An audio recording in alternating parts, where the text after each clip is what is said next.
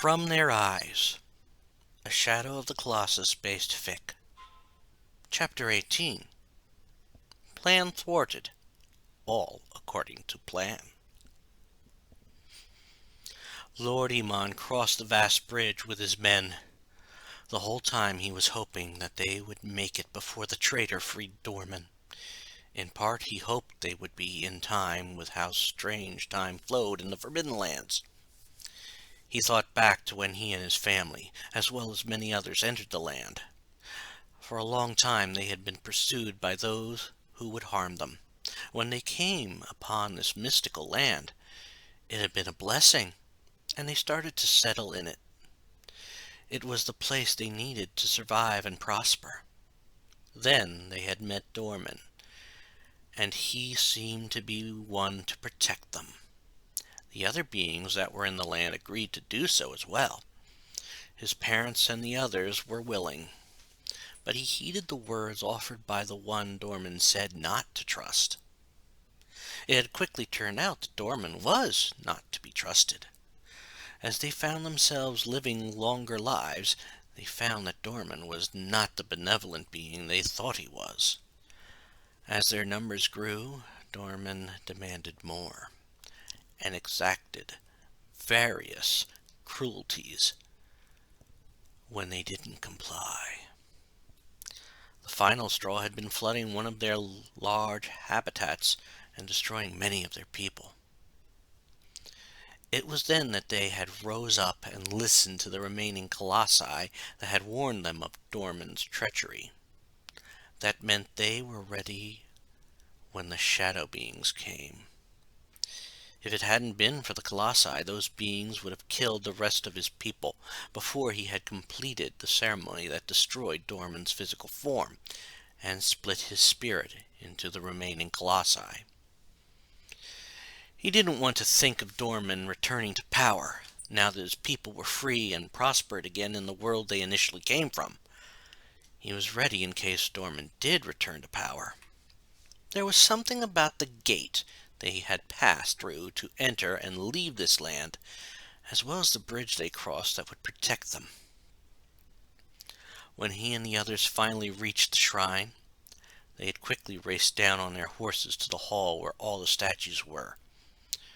To Iman's horror, only one statue remained. It was the one shaped like Malice, the one who initially warned him so many years ago.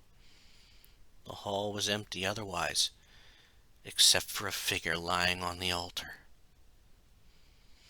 He started to approach the figure, but a sudden shouting from his men alerted him to what was happening. The lone statue left was now glowing. To his horror, it then exploded, showering all of them with debris. Luckily, only one shard had killed one of his men, but the rest had only gotten scratches. While he would have preferred none of them dead, he was certain he would need all of them for what might come. They would need to slay whomever started this to spare them all from Dorman's wrath, as well as the body that would play host to Dorman. He quickly made his way over to the altar and recognized the figure on it. It had been the woman who had been doomed to suffer a cursed fate. When he had had the vision and relayed it to the priestesses, the girl, who was one of their handmaidens, had agreed that the only course was to give up her life to avoid the fate. He had been unaware at that time of his one recruit's feelings for the girl. Had he known, he would have included the man in on the discussion. That had been folly. He was about to check her to see if she was housing any of Dorman's essence when a sound came from behind them. He turned with his men to see that a lone figure was now on the floor. It was obvious that it was the traitorous one. The young man, known by many as Wander. He also saw a sword, so lying away from the young man, and he knew right away it had been the sacred sword. He started to admonish the man, but as he spoke he quickly realized that Wander was no longer himself, but possessed by the dead or a puppet of Dorman. No doubt it was all part of doing the forbidden ceremony. Iman could have even sworn he saw horns sticking out of the man's skull. He just turned to his men and said, "Do it! It is better to kill him now, cursed as he is." He watched as one man first shot Wander with an arrow. It hit the cursed man right in the leg, making him fall. Luckily, none of the shadow beings that now flanked Wander tried to advance. They remained standing as another guard approached, drawing his own sword. Once that man was over Wander, he thrust the sword down and into Wander. It was then disaster struck. Iman watched as his man stepped back as shadows started to erupt from Wander's body. Wander had gotten up and tried to advance, but fell back to the ground after pulling the sword out. The shadows had consumed the dead body, and to Iman's horror, a shadowy figure grew into a frighteningly familiar form to him. Dorman had been resurrected. Dorman reveled in his rebirth. Although he knew this was only in part, he needed to make a big show to distract his adversary from his true plan. So he locked his eyes on Iman. "Thou severed our body into 16 segments for an eternity in order to seal away our power."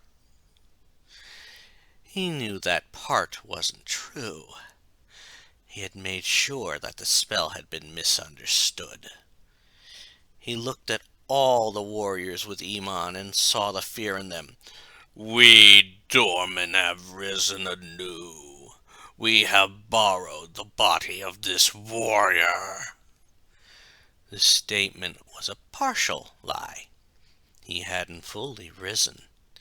He was in the process, and the shadow beings were feeding his form, making him larger. He heard Lord Iman tell his men to seal off the shrine. He wasn't going to let Iman know that it was part of his plan.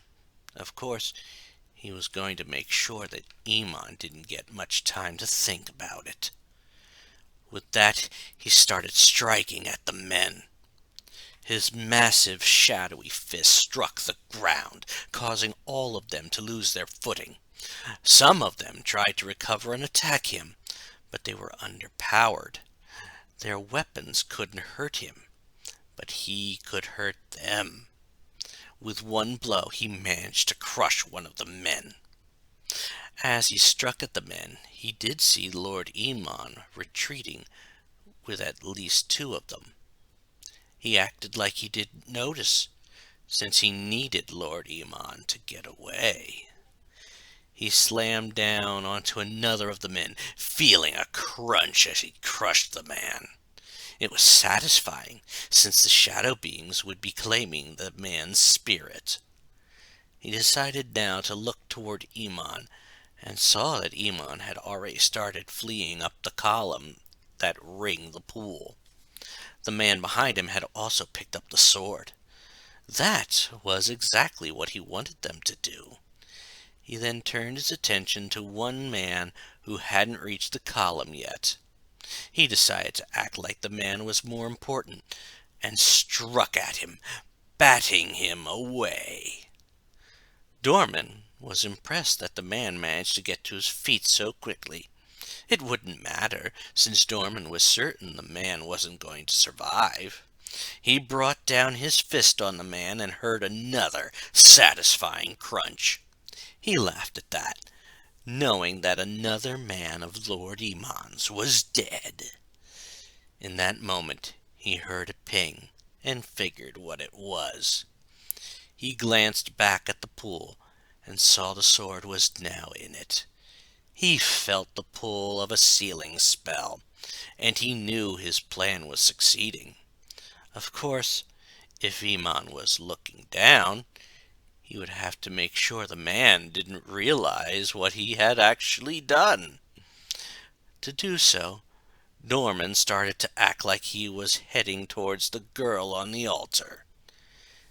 He felt the spell working, as he felt many of the shadow beings getting pulled off him. That was fine. It would help sell the illusion to Lord Iman. The girl had a very special purpose, and if he was right, it was already fulfilled. In fact, as he realized that the body of the man was all that was left, he started the final part of his plan. He felt the body starting to regress in age and form as it was pulled towards the pool. As it was, he noticed that the girl on the altar had started to stir. It meant his plan had worked. He let the pull of the pool take him then.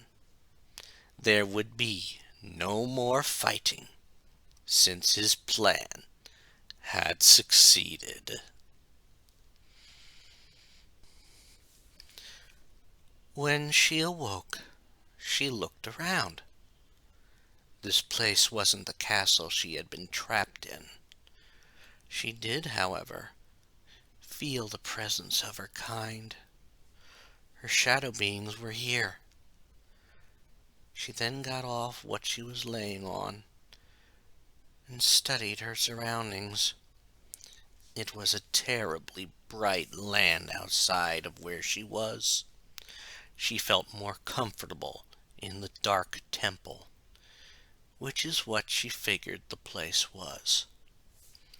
She then looked down at her body.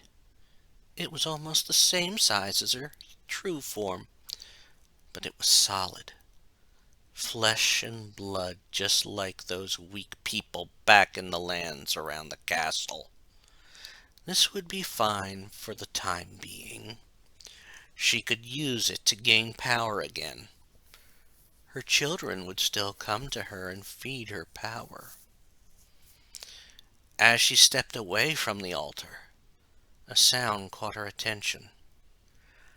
She turned towards it and saw a horse hobbling into the temple. She first thought something was wrong, but then noticed it seemed docile to even her kind. As it started to move towards her, she heard a familiar voice echo through the temple. "It is a brainless thing and will help us get up." She turned in the direction of a pool, certain the voice also came from there. "Dorman, is that you?" She hadn't heard the Colossus' voice in a very long time. She was relieved when he responded. "Yes, it is I. I am currently bound in the form that is in the fountain. It was all part of my plan for us. Part of my plan to give us the ultimate power." She started towards the pool, hearing the horse behind her. She had wanted control over all life and found the corrupted colossi a good partner. He had told her long ago that he had a plan to give them that control in a way that would free her from the castle.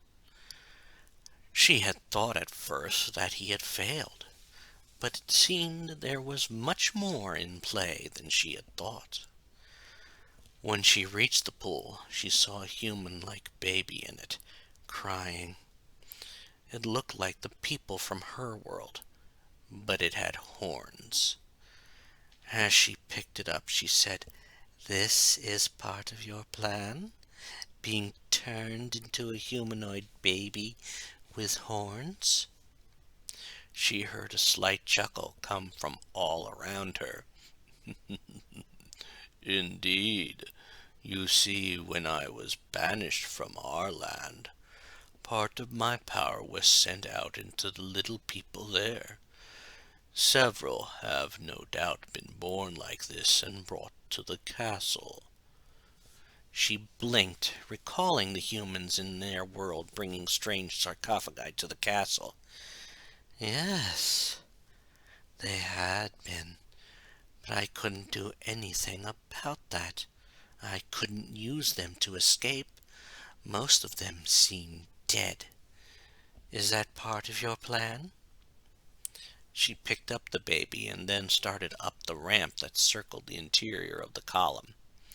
As she did that, she heard Dorman talk.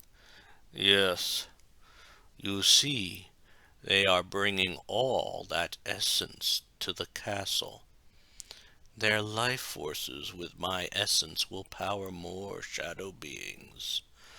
All we will need is a vessel to lock the curse of the castle to, a female child.